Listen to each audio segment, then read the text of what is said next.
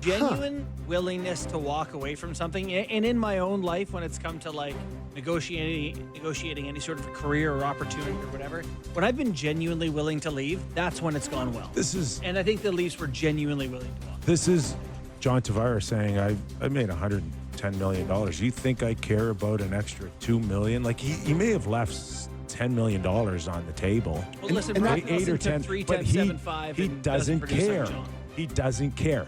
He wants to stay here and retire a Toronto Maple Leafs. And there is the right move for him. He'll make this money back if they win. Forget the money. He's comfortable. Yeah, okay. Okay? He's just comfortable here. He didn't want to pack up and leave. And it's totally his right to do that. For sure. And I understand it. And I understand it from the Leaf perspective that, John, you may be able to get 6 or 7 million on the open market, but that's not where we have you. Right. Someone's going to sign you and see the 38 goals and the 75 points and say, you're my second line centerman. We don't see you there. We're going to have to find a new role for you. And it's slotted at 4.38. Yeah. That's where it's at. Now, of course, he's going to come back and he's going to fight like tooth and nail to go get his second line centerman position again. And judging on what the Leafs have, he may be there. We don't know. There's no way. We don't know where he's going to be. Now, but they didn't pay him second line center money, Kim. Like that's not. This is not second line centerman money. No, but that's what Kip's I mean. point. Is that's that my point. Until they have a better second line center, He's that's it. what he is. But I don't think they give him that money With the plan to be the second line center. No, absolutely not. Anyway. One's coming. They're shopping. We're They're arguing the same looking thing. for You're one. right, yeah. And he's going to have to be one of those guys that could fill in a heartbeat. If they do find a second line centerman and he gets hurt, he can move up and down the lineup. He can play on the first line, the second line, the third line. And I get it because right now there's not a lot of choices out there for the Toronto Maple Leafs. They need his points just to make sure that they get back into the playoffs, guys. Forget about beating Florida with this signing. This isn't about beating Florida. This is about getting back into the playoffs. Well, and you look at what's going on around the league. It's Peterka, Dobson, Kane, Zegras, Burakovsky, Marchment, Hall. Like, guys are getting traded. Like, I don't mind the Leafs if they end up, Matthews, Hurdle, Tavares down the middle, 1, 2, 3, maybe Lawton at 4C. But unless you make that Hurdle move, you're in trouble. I just quickly before we get to Doug, Yep. from the fans' perspective with this Tavares thing, this is just so. Like, I sent out a tweet talking about like taking a home down discount and how it's really nice to see, what a concept, and just all the responses are Leafs legend, JT Legends row. Like it doesn't take much. Like how he is going to be perceived because of this discount is going to change his whole people's perspective on him, where he was measured against the 11 or what was it, 11 mil? He was measured against that 11 mil his entire career here. And now he signs this perceived hometown discount and the perception immediately flips. It doesn't take much. And it doesn't take much in this market to flip the other way, Well, too. no, but like people are never going to Go 3 weeks.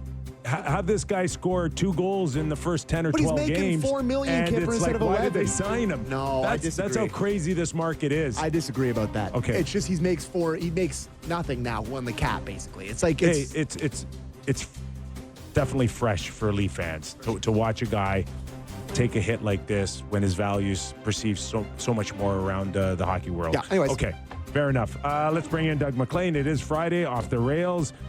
He is in Los Angeles getting ready for his major speaking appearance.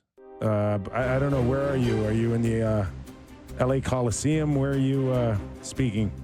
I'm in my hotel room right now, and I spoke this morning at 9, and I've got to go back and do it at 1. So I'm a busy guy. You are. Okay. What happened? Did I miss some news? I heard you talking about Tavares. Yes, Tavares signing a new 4-year deal at 4.38 AAV. Let's start there for you, Mac, on the Leafs bringing JT back. I think it's a good move for them. I really do, and I think the number is good. I mean, people were talking 4.5, 5 million, so I think it's a fair deal for both. Is it a big discount? You guys are talking like it's a devastating discount. Well, I think it's a good signing for the Leafs. I think it's a fair deal. Well, there was talk out there that 38-goal scorer, and we've watched Stamkos, still hit the market, even though Tampa last season didn't feel like his value was where Nashville thought it was. But, there is a sense that there was more money out there that he's certainly left on the table. Yeah, but he wanted to be in Toronto, and they need him. You can say all you want. They need him, and he's going to be an important guy. I mean, is he going to be the 2, 3? He's going to probably be their number 2 guy still, and so it's a good signing. He left money on the table, obviously, to stay in Toronto as a hometown discount, which you guys alluded to. So I think it's a fair deal. I think it's a good deal for them, and you can't miss a 30-goal scorer, guys. They've already lost Marner in all likelihood, so they had to get Tavares done. Compare them to the other centers that are available out there. There aren't any. Yeah. That's right. So I think it's a good signing by Brad. I really do. Doug, what do you make of all the player movement right now? A lot of bigger names are moving, teams being fairly aggressive, trying to get their people. Yeah, they've got to be aggressive because of cap situations. And you see, Dallas, they're going to be active. A lot of teams are trying to move money. Because they want to free up, they want to sign some people on July 1. So it doesn't surprise me in the least. Mac, we've seen a couple of trades already. Peterka was one that we anticipated. He was not happy in Buffalo.